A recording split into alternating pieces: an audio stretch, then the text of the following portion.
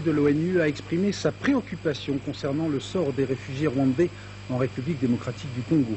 Le mot préoccupation est un doux euphémisme diplomatique lorsque l'on observe la situation dramatique sur le terrain.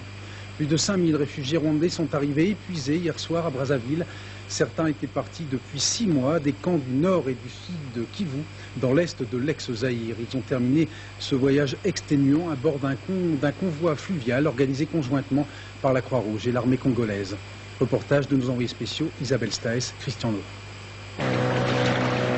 Un matin, sœur Carmen les a découverts au milieu du fleuve. Ils n'étaient alors qu'une vingtaine, échoués sur ce petit bout de terre entre l'ex-Zaïre et le Congo. Des réfugiés rwandais sortis de la forêt équatoriale là-bas au loin, au bout d'une longue, très longue errance. Depuis, ils arrivent en pirogue chaque jour, par centaines. Rescapés de l'enfer, épuisés, affamés, malades, mourants. La plupart ont les pieds meurtris par leur marche effroyable à travers le Zaïre.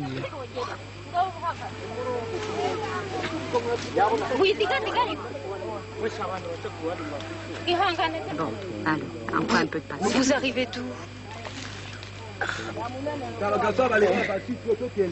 De loin? Vous venez de loin? De loin. Cet homme a marché pendant 7 mois, 4000 kilomètres. Jusqu'à maintenant, j'ai fait. Vous avez faim? Oui. Vous êtes venu avec votre famille ou Non. tout seul?